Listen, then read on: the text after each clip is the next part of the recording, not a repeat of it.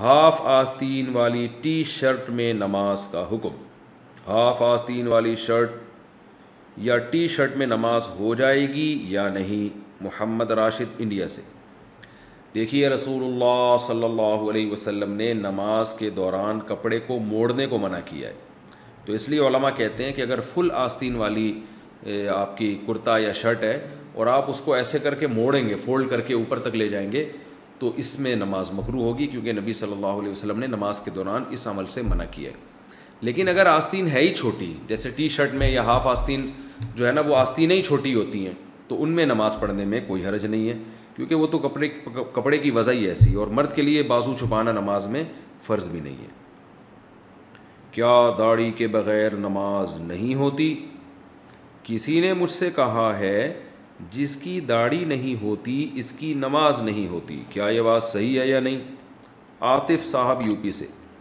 جناب جس کی داڑھی نہیں ہوتی تو اس کی صرف داڑھی ہی نہیں ہوتی ہے، نماز ہوتی ہے اس کی. لیکن بہرحال ایک عجیب سی بات ہے کہ آپ نماز پڑھتے ہوئے بھی اللہ کی نافرمانی کر رہے ہیں، کیونکہ داڑھی کاٹنا تو جائز نہیں ہے.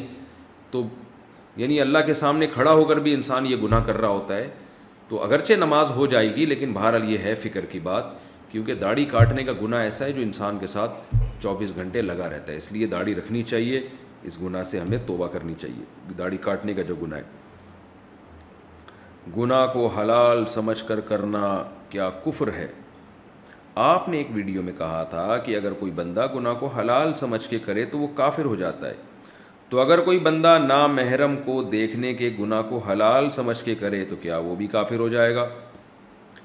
تبشیر صاحب، تبشیر انصاری انڈیا سے.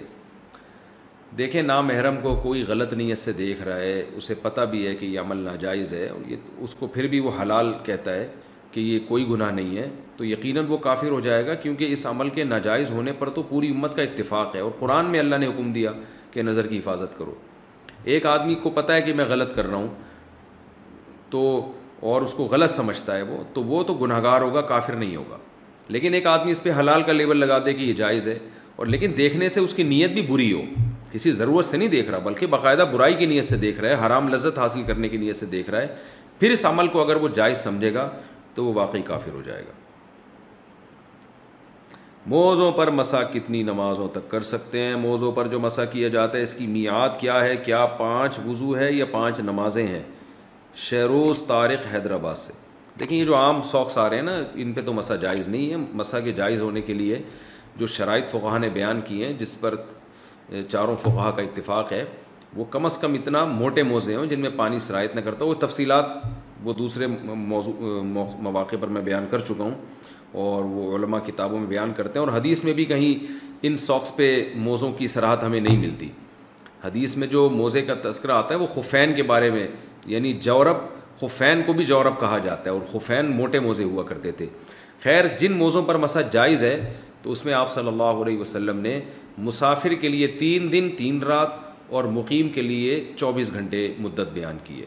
تو اگر کوئی پاؤں دھو کے وہ والے موزے پہنتا ہے جن پر مسح جائز ہے، تو پاؤں دھونے کے بعد جب آپ موزے پہنیں گے تو 24 گھنٹے تک آپ اس پاؤں پہ مسح کر سکتے ہیں، اور اگر آپ مسافر ہیں تو 72 گھنٹے تک آپ اس پہ مسح کر سکتے ہیں.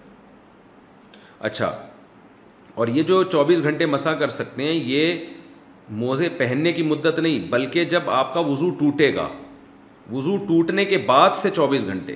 جیسے کسی نے صبح 8 بجے پاؤں دھو کے وہ والے موزے پہنے جن پہ مسح جائز ہے، اور وضو کر لیا اس نے، تو اب سے مدت شمار نہیں ہوگی، بلکہ جب وضو ٹوٹے گا نا جس ٹائم، تو وضو کے ٹوٹنے کے وقت سے اگلے دن تک 24 گھنٹے تک، اور مسافر ہونے کی صورت میں 72 گھنٹے تک.